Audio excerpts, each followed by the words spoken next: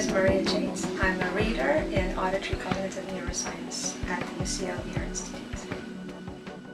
Our big research question relates to trying to understand auditory scene analysis. So what that means is trying to figure out what information in sound listeners or our brains use in order to understand what's going on around us. So recently, work in our lab is concentrated on two major questions. One has to do with change detection. So we're trying to understand how listeners are able to detect new events around them. So you can imagine walking down the street and suddenly hearing, a bus behind you, or suddenly hearing your friend calling your name. Understanding how, what in your brain enables you to detect these new events is important for understanding how we handle really complex environments, and also then important to create hearing devices that help hearing impaired people handle similar situations. Another major question, which is sort of slightly different, has to do with understanding how we detect patterns in sounds. So if you think about it, detecting patterns is a fundamental aspect of hearing. So think about footsteps, for example. So a single footstep is probably completely meaningless. And in most cases, if you hear a single one, you probably won't even recognize it as a footstep.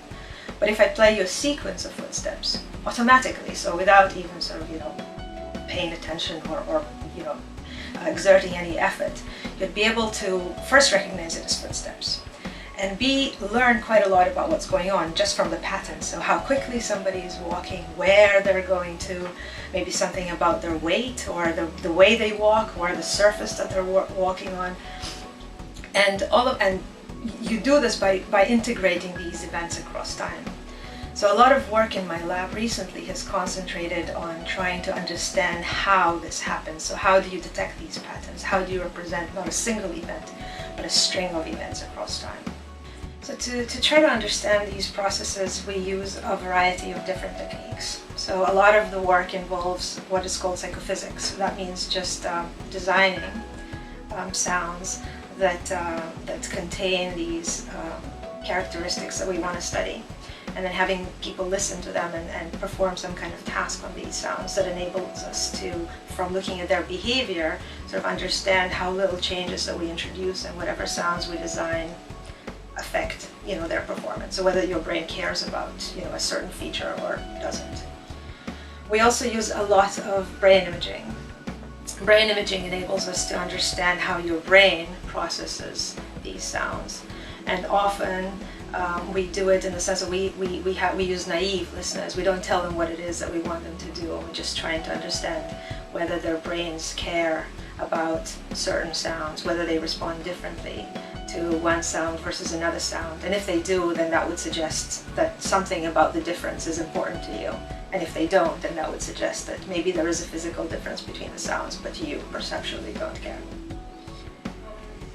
In aggregate, a lot of our work is demonstrating that we, listeners, are amazing pattern detectors. We can listen to very complex sequences of sounds that you very likely have never heard before, because we use these artificial sounds in the lab. And still, listeners are able to detect very complex patterns very quickly. In fact, almost as quickly as what is called an ideal observer, so as quickly as mathematically possible.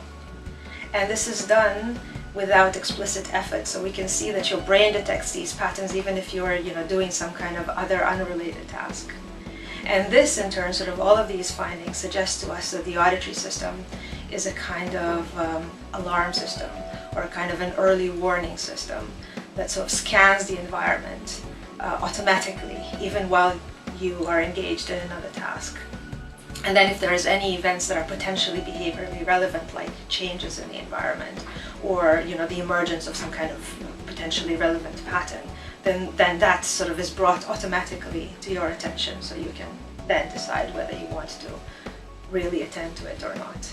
And this kind of demonstration that normal listeners are so good at this actually accentuates the importance of understanding these processes and then importing them for, to hearing devices, because clearly, I mean, this is something that in many cases is a matter of life and death. You're walking down the street talking on the phone, and then there's suddenly something important happening behind you that you have to react to in order to avoid somebody driving right into you. And we do this naturally all the time, but obviously if you're hearing impaired, then this is something that you can't do very well, and that is important for us to help you, to achieve hearing aids that are able to help you handle such situations. So these questions are important for, at least two reasons. So one has to do with just understanding the brain.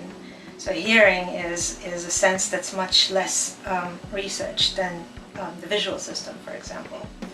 And so we understand a lot about how we see things, how visual information is converted into sort of experiences of the world. But we understand hearing much less.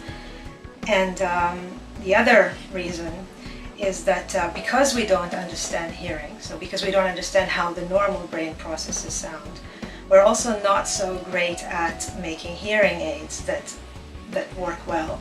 So by understanding how our brains process auditory information, what information in sound is actually relevant for creating our auditory experiences, we'd be able to design better hearing aids.